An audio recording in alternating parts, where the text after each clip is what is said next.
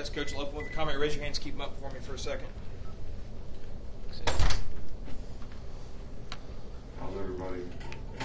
Well, the first thing I'd like to say is our thoughts and prayers are out to all the people affected by, Hurricane Michael today, and I would encourage, we haven't had time to get it organized, but I would encourage everyone out there to, help and support the people, the folks that are affected.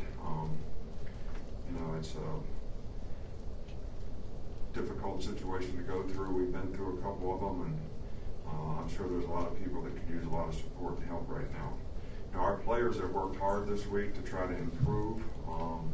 I've been encouraged by, the effort that we've tried to practice with.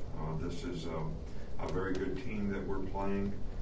Presents lots of issues both sides of the ball in terms of the stunt and movements that they do up front on defense, and the multiples personnel-wise they give you on offense. And they got some very good players, and we're going to have to do everything we can to affect the quarterback and not allow him to have the kind of day. This team could be very easily be 5-0, so this will be a challenging game for us. But our players are trying to do things the right way so that we can get better as a team and get some of the things that obviously we need to work on to get better and try to solve some of the issues that are created by missing persons out there. The two guys that I know you asked about is Tua has taken every rep in practice. He does have a sprained knee. We did put a brace on him just to kind of protect him, and he's been able to do all the work in practice, so that's not an issue. Lester Cotton sprained his ankle. It's a mild ankle sprain. Hopefully he'll be able to get back to practice tomorrow, and we'll be fine. So, I mentioned this on Monday that, homecoming is a special time for a lot of people, a lot of alumni, a lot of people come back and renew old acquaintances and associations and memories from, their times here, and a lot of those things are very special to them, and we always like to make Saturday a special day as well in terms of how we play and what we do. But the challenge is going to be for our players, not about playing at home. That's great. The spirit is great. The enthusiasm is beneficial, but it's how the players play in the game that's going to make the difference in the game. So we need to focus on that. Coach, we'll start over here with Charlie on the right. Sticking with injuries, do you have a timetable for how long Trayvon will be out with his injury? It's going to be an extended period of time. What he has is going to take a while. I would be surprised if he'll be able to come back by the end of the season. Coach, we'll go on this left side with Michael. Or no, Steven's fine. We can go there now.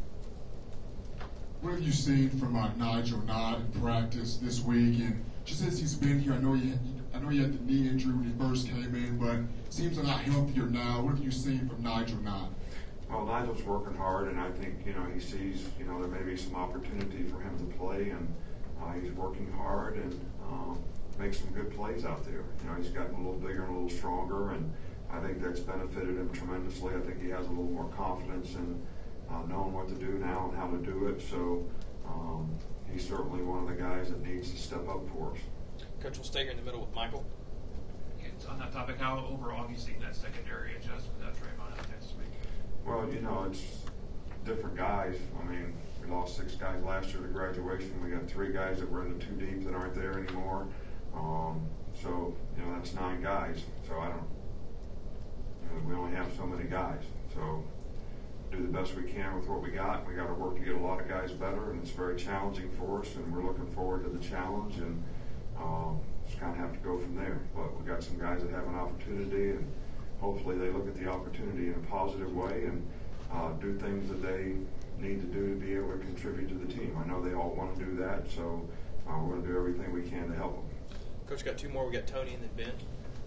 We've seen some more physicality from Henry Ruggs with some broken tackles and blocks. Have you noticed that yourself, and what have you seen from him?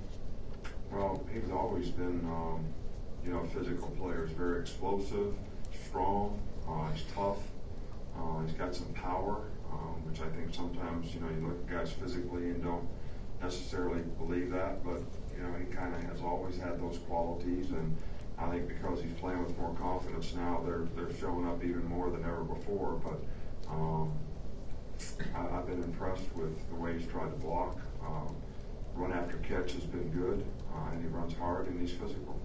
We have two more, Coach Reiner and then Ben to finish up.